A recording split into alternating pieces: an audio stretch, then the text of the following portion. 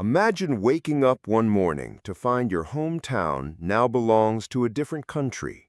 Your neighbors are suddenly your enemies. Your family has to flee overnight. And if you stay, your life could be at risk. This isn't a scene from a dystopian movie.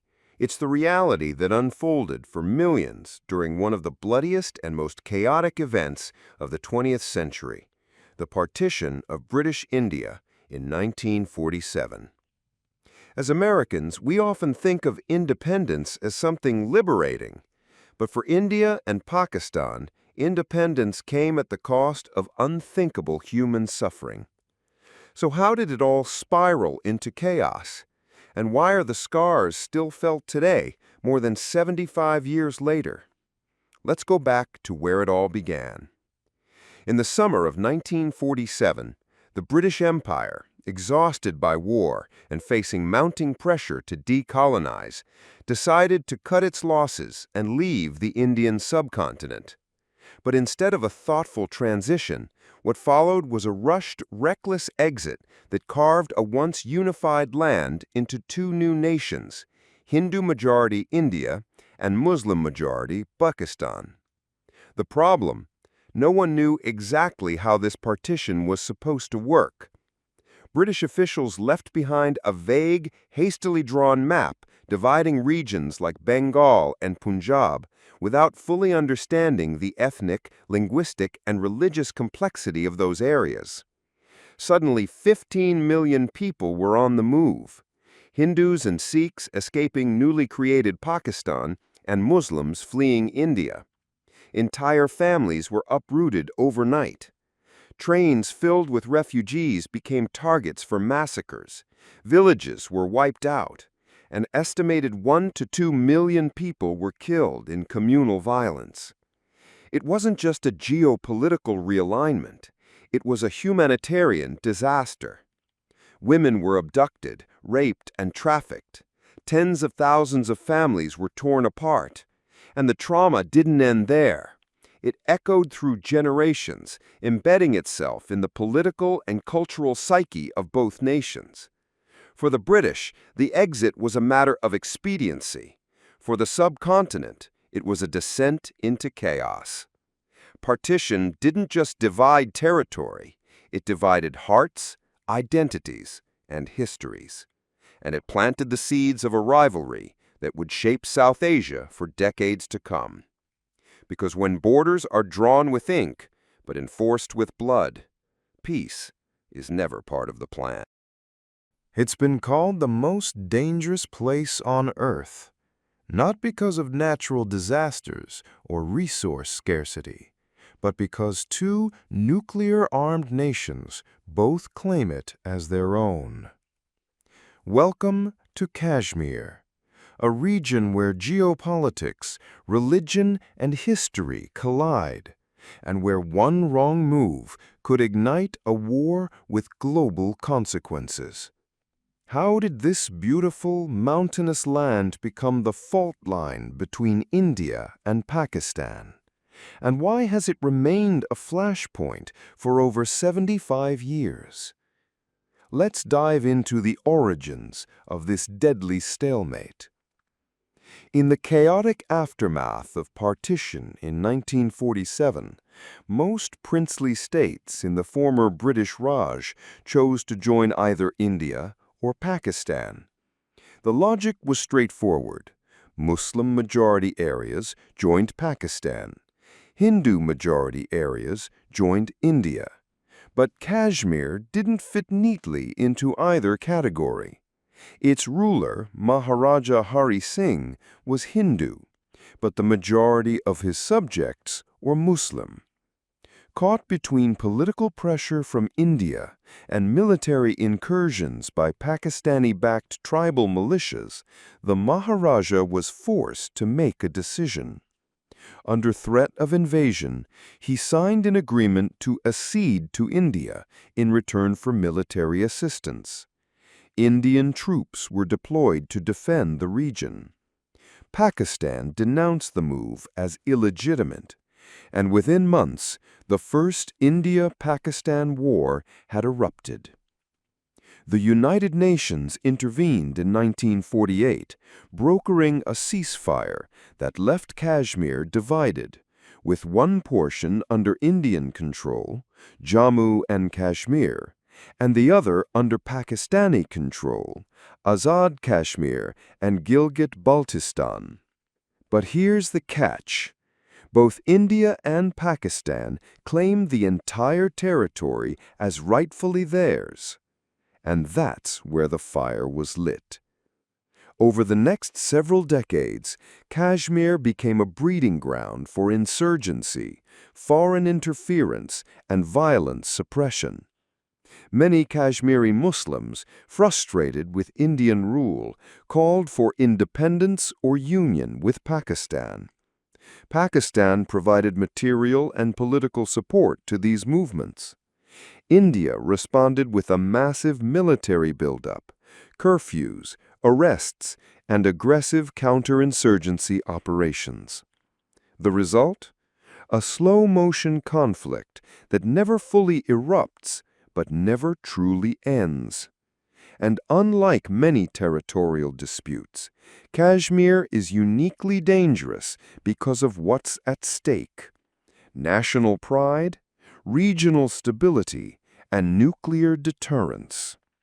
Every clash along the line of control, every bombing in Srinagar, every political move in New Delhi or Islamabad, all of it feeds a conflict that could spiral out of control with little warning.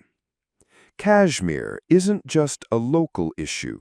It's a global liability, simmering in the shadow of the world's most dangerous standoff. What happens when two bitter enemies, locked in a territorial feud, both acquire nuclear weapons? You don't just get border skirmishes, you get a global nightmare scenario. Welcome to South Asia, where India and Pakistan's decades-long hostility is now overshadowed by the constant, silent threat of nuclear war. This isn't theoretical. These are two nations that have fought multiple wars, exchanged real gunfire, and still maintain launch-ready arsenals pointed at each other. How did we get from infantry clashes to mutually assured destruction?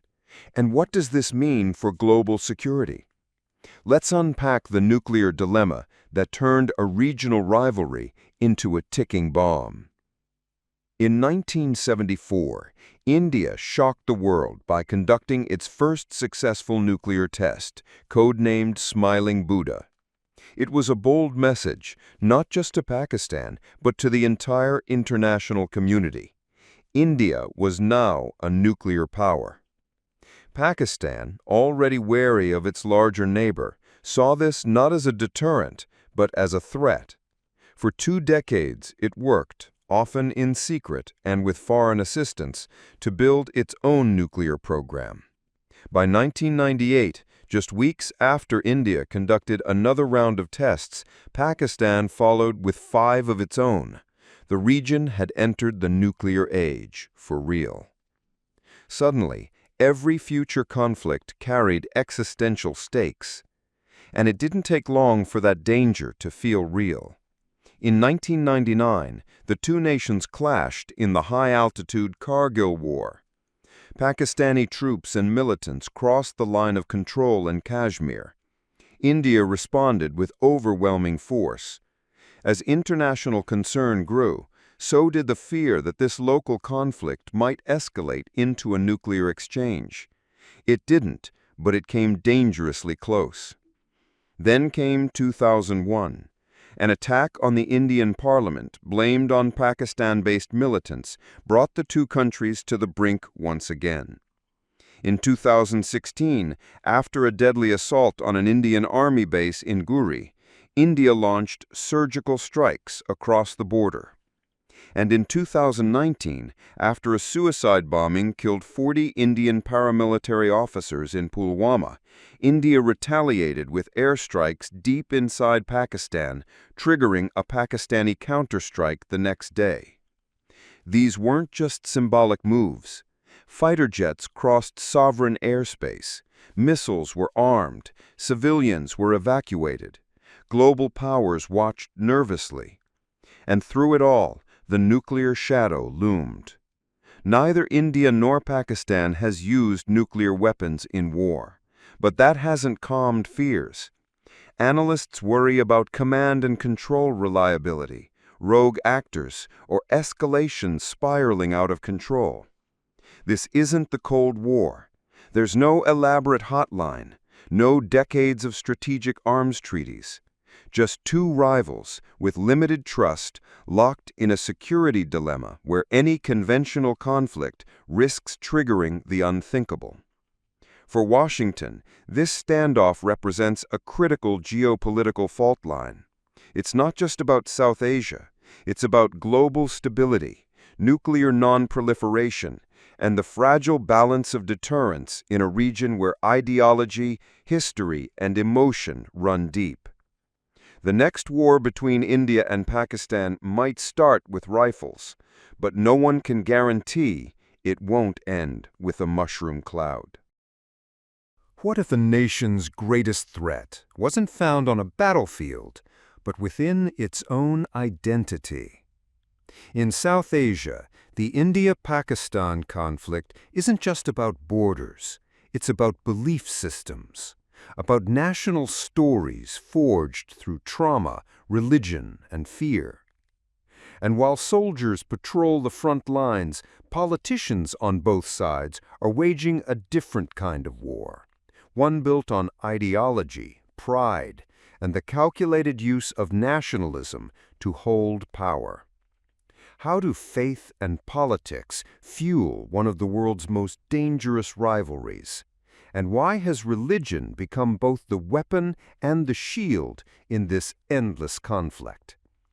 Let's take a closer look at how identity drives hostility. At first glance, India and Pakistan are divided by territory, but beneath the surface, the deeper fault line runs through culture and ideology. Hindu nationalism versus Islamic identity. Modern India was founded as a secular republic, but in recent decades, that ideal has come under increasing strain. The rise of the Bharatiya Janata Party, or BJP, led by Prime Minister Narendra Modi, has brought Hindu nationalism to the forefront of Indian politics. Their vision isn't just about governance, it's about redefining Indian identity as intrinsically Hindu. This political shift has had real consequences, both inside India and across the border. When terrorist attacks strike Indian soil, especially those linked to Pakistan-based groups, leaders seize the moment. The 2008 Mumbai attacks, the 2016 Uri base raid, the 2019 Pulwama bombing. Each tragedy is followed by strong rhetoric, military retaliation, and political gain.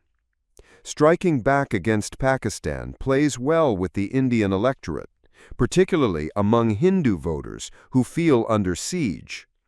In election seasons, anti-Pakistan sentiment becomes more than national security talk. It becomes a political strategy. But India isn't alone in playing that game.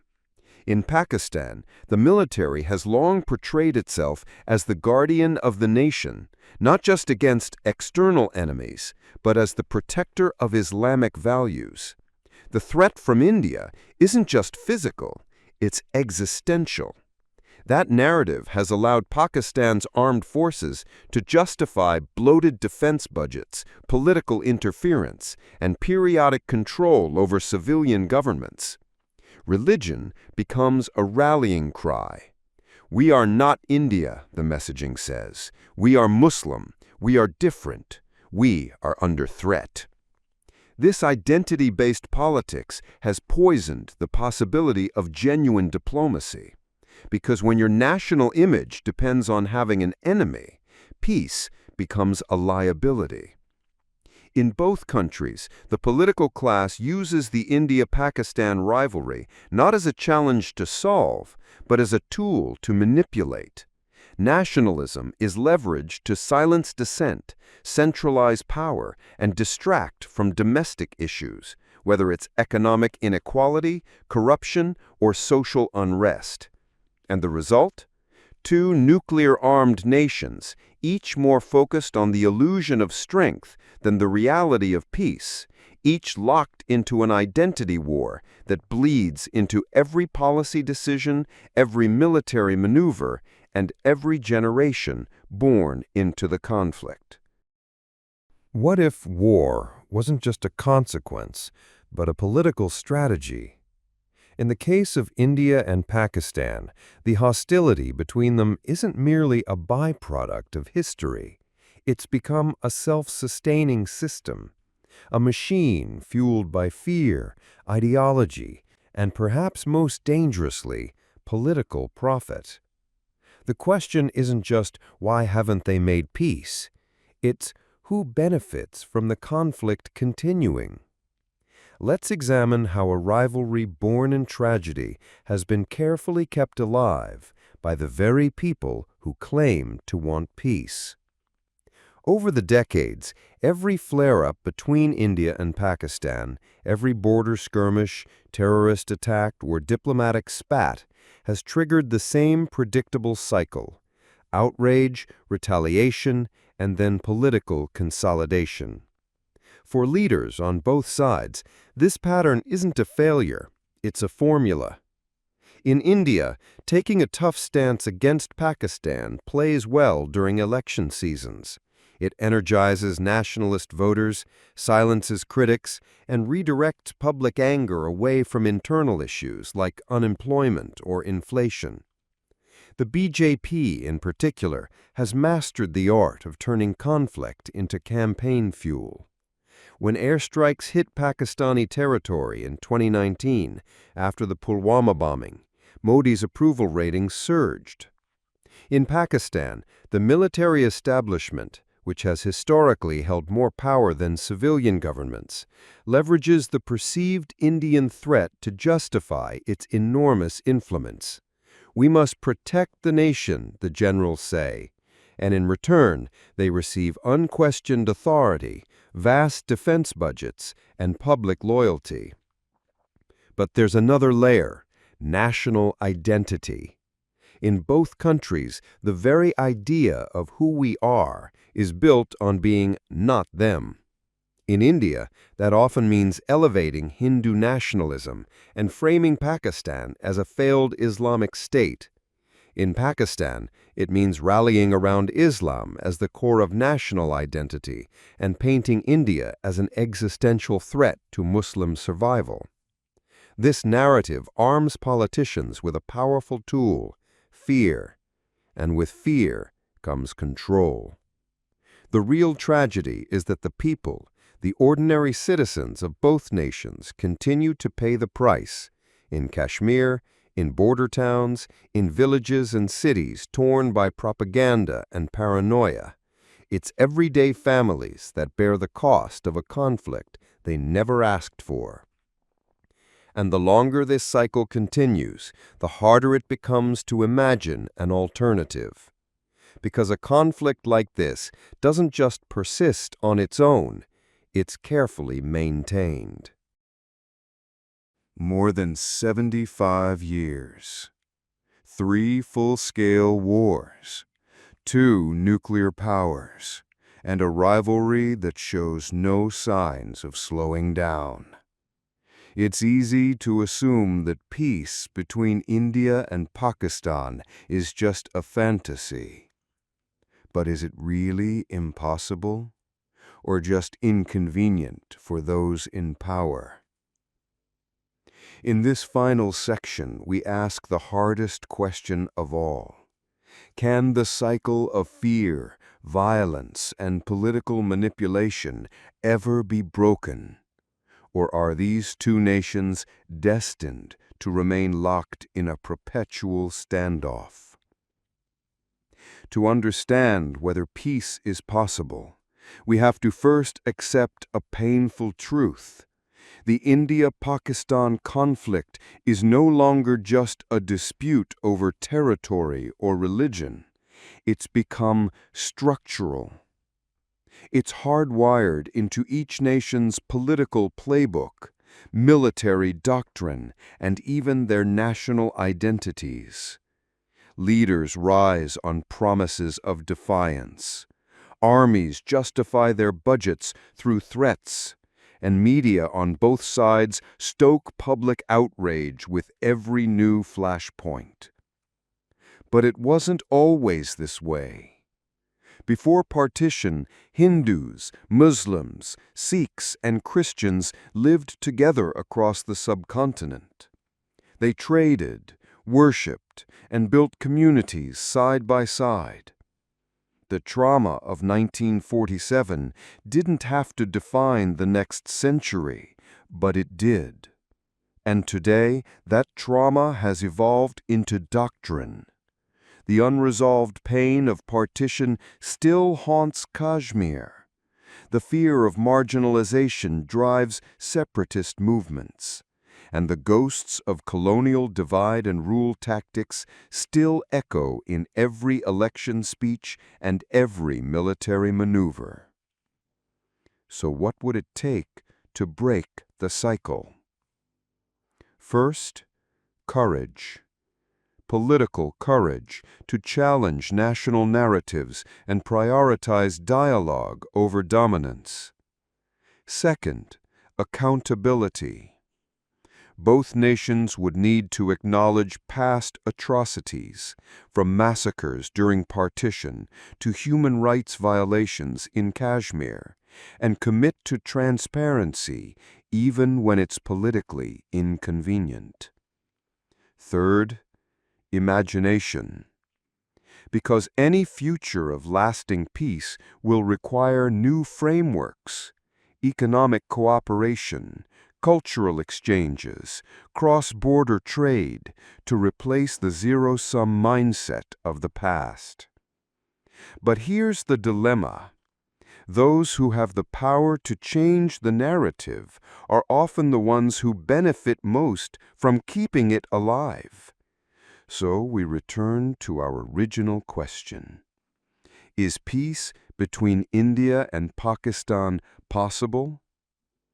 Yes, but only if both sides decide that peace is more valuable than political capital, that human lives are worth more than party victories, that national pride can coexist with shared history. Until then, the subcontinent remains a nuclear-armed paradox, a region of ancient civilizations, stunning potential, and unresolved rage. And unless something changes, the next generation may not just inherit a rivalry, they may inherit its consequences.